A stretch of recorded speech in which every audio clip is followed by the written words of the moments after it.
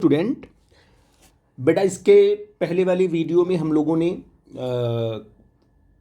Kinematics में motion in one dimension हमने discuss किया था और साथ में मैंने आपको ये बताया था कि मोशन इन वन डायमेंशन के लिए जो फ्रेम ऑफ रेफरेंस है वो कितना ज़रूरी है, उसको मैंने पूरा का पूरा एक्सप्लेन किया था।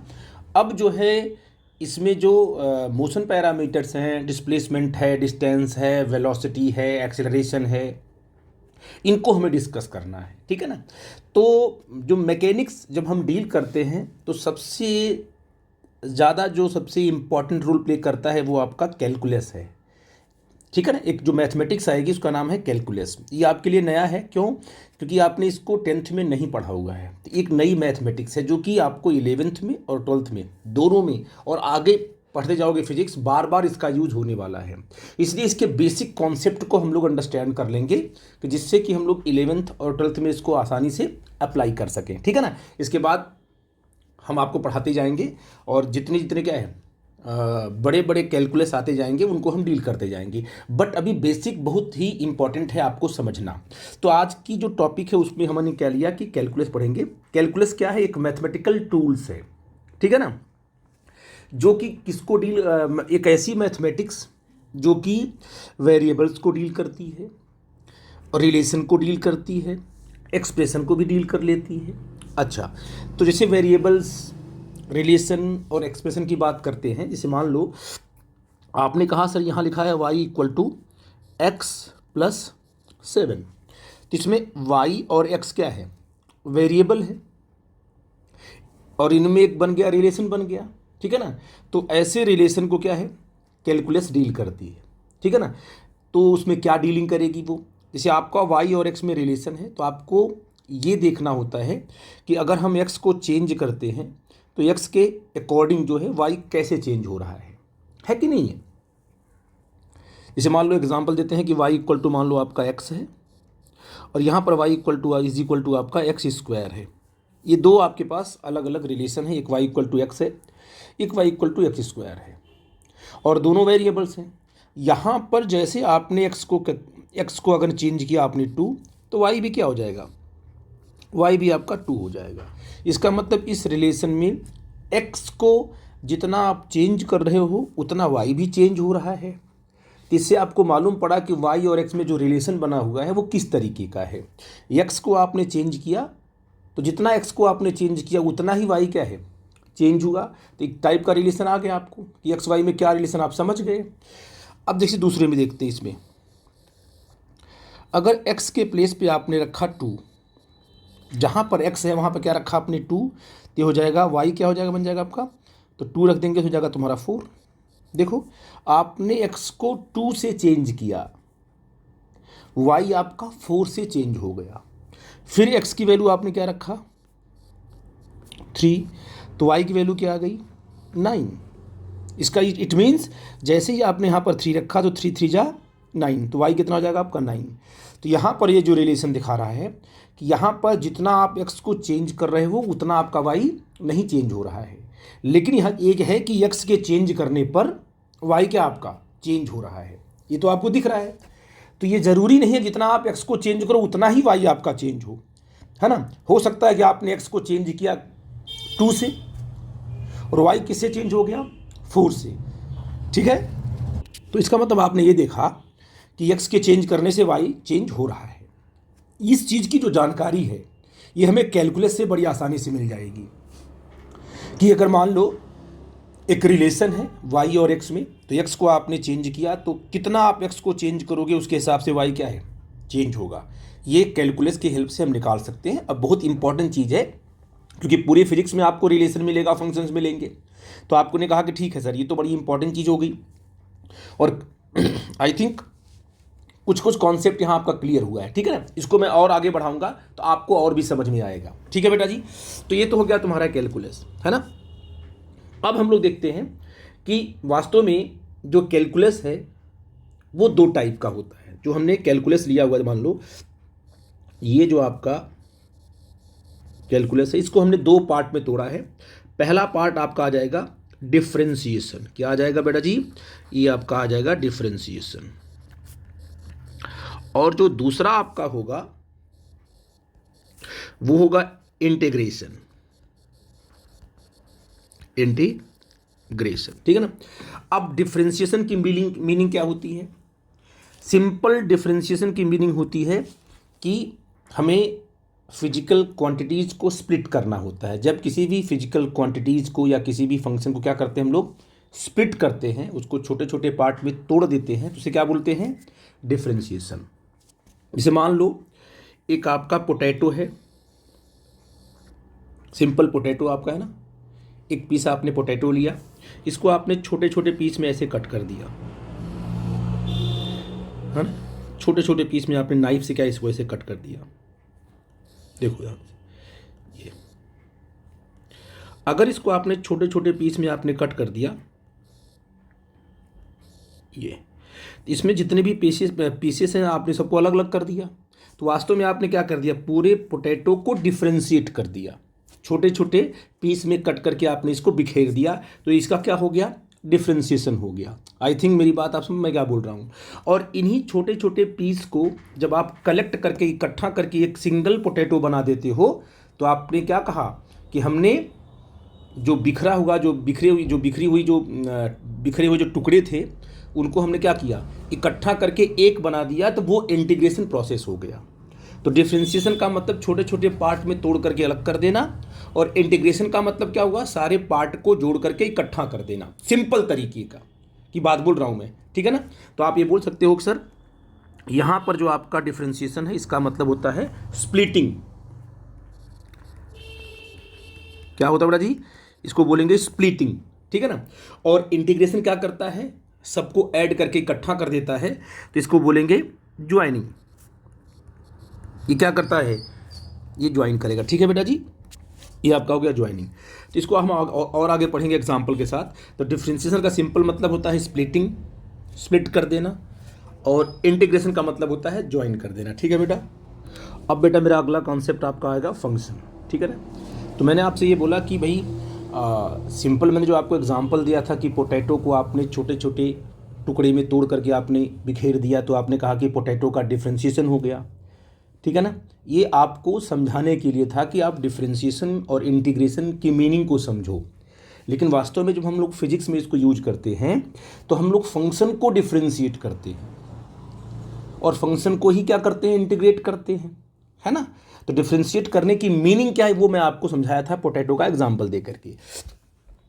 फंक्शन क्या है, रिलेशन इन वेरिएबल्स, बहुत सारे वेरिएबल्स एक्स है, वाई है, जेड है ना, एक्स वाई जेड जो भी आपके वेरिएबल्स हैं, इनमें जो एक रिलेशन बनेगा वही फंक्शन कहलाएगा, ठीक है। जैसे मान लो कि एक्स वाई आपके दो वेरिएबल्स हैं, वेरिएबल्स अगर इनमें आपस में रिलेशन बन गया तो इसका मतलब कि अगर हम किसी एक को चेंज करेंगे दूसरा चेंज होगा। रिलेशन का मतलब क्या हुआ कि दो लोगों में जब आपस में रिलेशन बनता है, ठीक है ना, कोई रिलेशन बना तो एक में कुछ चेंजेज आए तो पक्का है कि दूसरे में भी चेंज आएगा ही आएगा। वैसे यहाँ पर देखो मैंने एग्जांपल दिया है कि y = 2x + 8, तो ये बताइए क्या है, ये एक रिलेशन है, y और x में क्या एक रिलेशन है, तो ये क्या कहलाएगा, फंक्शन कहलाएगा। और किस तरीके से इसको बोलेंगे वो भी मैं आपको बताता हूँ। तो आप बताओ y = क्या है, 2x + 8, यहाँ पर y = क्या है, x³ + 3x² + 2x + 1। इसका मतलब यहाँ पर x और y में एक रिलेशन है, यहाँ भी x y और एक में रिलेशन है, दो मैंने एग्जांपल दिए आपको, ठीक है।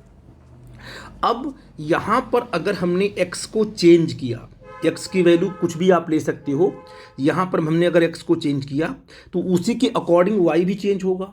जैसे मान लीजिए आपने x को यहाँ पर 1 रखा तो ये जाएगा तुम्हारा 10, तो y क्या बन जाएगा, 10 बन जाएगा। अगर x को यहाँ पर क्या रखा आपने 2 रखा तो यहाँ हो जाएगा 2 × 2 = 4, तो हो जाएगा y = आपका 12 हो जाएगा।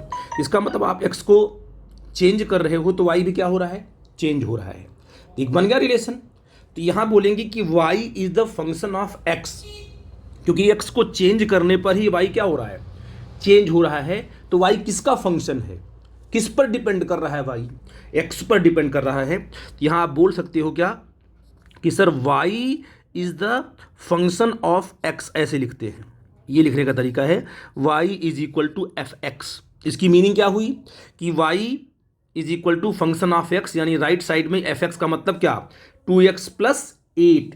ये लिखने का तरीका, ये नोटेशन है कि भाई y किस पर डिपेंड करता है, x पर डिपेंड करता है। तो राइट साइड में जो भी एक्सप्रेशन लिखोगे वो x के फॉर्म में लिखोगे। यहाँ भी क्या होगा, y किस पे डिपेंड करता है, x पर डिपेंड करता है। x को चेंज करने पर y क्या होगा, x के अकॉर्डिंग चेंज होगा। तो यहाँ भी क्या कहोगे सर, कि यहाँ भी y किसका फंक्शन है, y जो है x का फंक्शन है। तो लिखते हैं y equal to f x. I think मेरी बात आप समझ पा रहे हो। अब बताओ, x को हम जब चेंज करते हैं तो y उसके अकॉर्डिंग चेंज होता है। तो हम x की कोई वैल्यू यहाँ पर रख सकते हैं। इसलिए जो आपका x है ना, इसको बोलते हैं फ्री वेरिएबल, यानी इसकी वैल्यू हम कुछ भी रख सकते हैं और इसी के अकॉर्डिंग y चेंज होगा। y के अकॉर्डिंग x नहीं चेंज होगा, x के अकॉर्डिंग क्या होगा, y चेंज होगा। तो आखिर तो x क्या है, क्या x y पर डिपेंड कर रहा है, नहीं, y जो है वो x पर डिपेंड करता है, क्योंकि राइट साइड के जो टर्म्स हैं उनको हम चेंज करेंगे तो उन्हीं पर डिपेंड करता है y। इसलिए x को बोलते हैं फ्री वेरिएबल। क्या है ये फ्री वेरिएबल है, यहाँ पर आप कोई भी वैल्यू रख सकते हो, ठीक है ना। या इसको बोलेंगे इंडिपेंडेंट वेरिएबल, इंडिपेंडेंट वेरिएबल।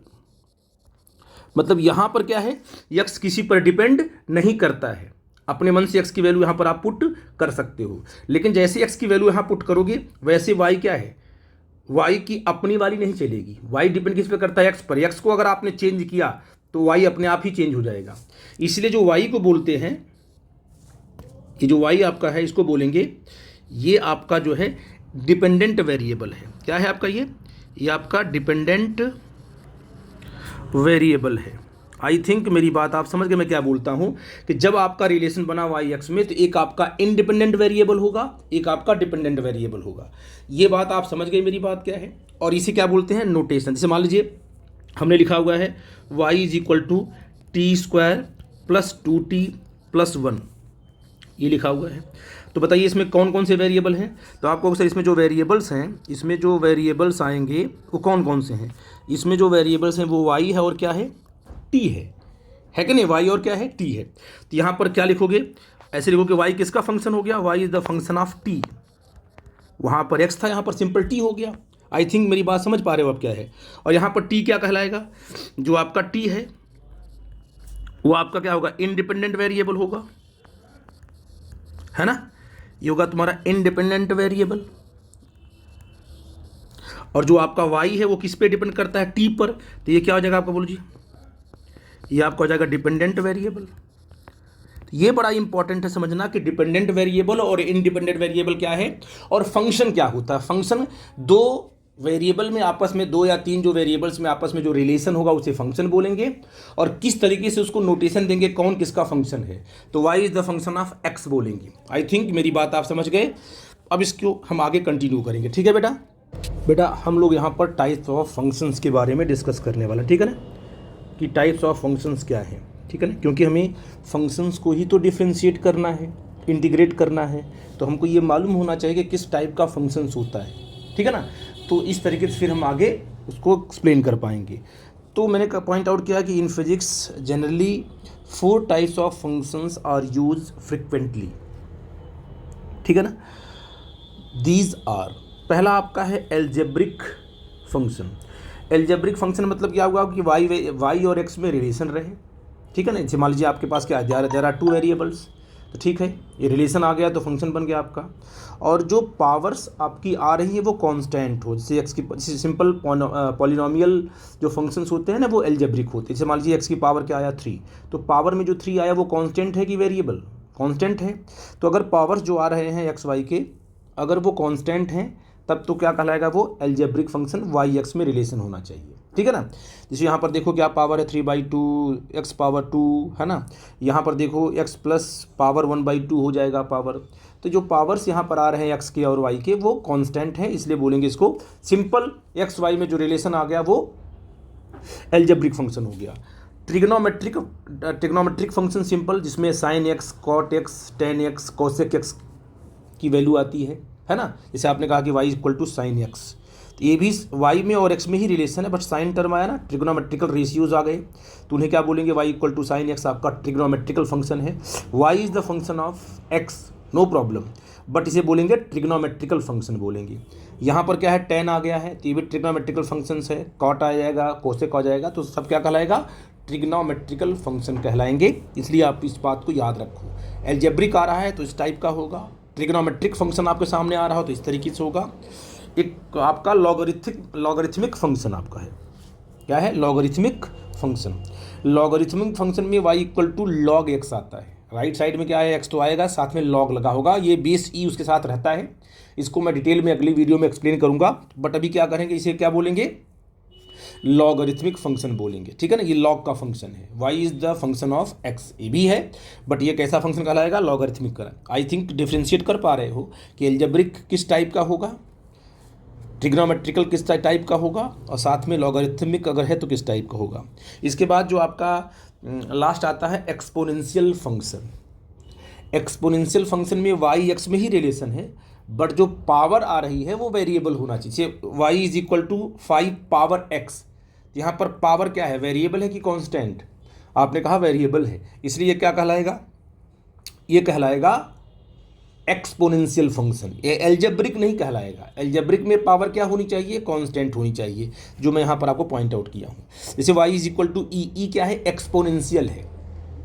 ई क्या है, बार बार यूज होगा, ई हम बताएंगे आगे चल करके। एक्सपोनेंशियल एक नंबर है, ई क्या, एक नंबर है। तो y is equal to e power 5x, तो पावर पे कितना आया, पावर पे आया 5x आया, यानी x है ना पावर में, तो ये भी क्या कहलाएगा, एक्सपोनेंशियल फंक्शन। जब पावर में वेरिएबल्स आने लगे तो वो फंक्शन कैसा हो जाता है, एक्सपोनेंशियल हो जाता है। और लास्ट में जो आपको बार बार देखने को मिलेगा, मिक्स्ड फंक्शन। सारे फंक्शन आपस में मिले हुए हैं, जो y is equal to x square, ये तो एल्जेब्रिक है। ई पावर x ये आपका एक्सपोनेंशियल है। tan x ये आपका ट्रिग्नोमेट्रिकल फंक्शन है। तो ये अगर दो या दो से अधिक अलग अलग फंक्शन आपस में मिलकर मिले हुए हैं, ऐड हुए हैं, सब्ट्रैक्ट हुए हैं, ठीक है ना, तो उन्हें क्या बोलेंगे, ट्रिग्नोमेट्रिक, उन्हें बोलेंगे मिक्स्ड फंक्शन। क्या बोलेंगे, मिक्स्ड फंक्शन, जो कि मैंने यहाँ पॉइंट आउट किया हुआ है। तो ये कुछ टाइप्स के फंक्शन जो हमको बताने थे आपको, आई थिंक मेरी बात आप समझ गए होंगे, ठीक है बेटा जी।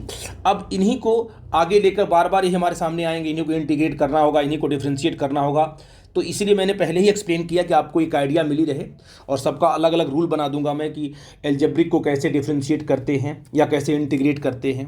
फिर अगर ट्रिग्नोमेट्रिकल फंक्शन आता है तो उसको डिफ्रेंशिएट कैसे करेंगे, इंटीग्रेट कैसे करेंगे। फिर लॉगरिथमिक आता है तो कैसे डिफ्रेंशिएट करेंगे, इंटीग्रेट करेंगे। तो अगर ये फंक्शन को आप पहले से ही डिफ्रेंशिएट करके, इस फंक्शन को पहले से अलग अलग करके आप अगर समझ रखे हो, तो इसको डिफ्रेंशिएट करना, इंटीग्रेट करना और रूल को याद रखना, ये आपके लिए बड़ा आसान होगा। इसलिए मैंने पहले यहाँ पर एक्सप्लेन कर दिया। आई थिंक इसमें से कुछ कॉन्सेप्ट तो आपको क्लियर हुए ही होंगे। अगर जो डाउट होगा तो प्लीज़ हमसे आप डिस्कस करना, ठीक है बेटा। अब बेटा मैं अगली वीडियो में आप लोगों को बताऊँगा कि ये जो आपके पास फंक्शंस हैं उनको हम डिफ्रेंशिएट कैसे करेंगे, differentiation of a mathematical function. ये सब कैसे फंक्शंस हैं, ये सब मैथमेटिकल फंक्शंस हैं। इनको डिफ्रेंशिएट करने का तरीका क्या है, इनका रूल क्या है, इनको इंटीग्रेट करने का तरीका क्या है, उसका रूल क्या है, सब आपको 1 बाय 1 अगली वीडियो में हम डिस्कस करने वाले हैं, ठीक है बेटा जी। तो यहाँ तक आपने इसको स्टडी करना है। इसमें कुछ डाउट होना है तो आपको डायरेक्ट मेरे से पूछना है, कोई दिक्कत है, कोई प्रॉब्लम है, ठीक है बेटा जी। ओके, थैंक यू बेटा।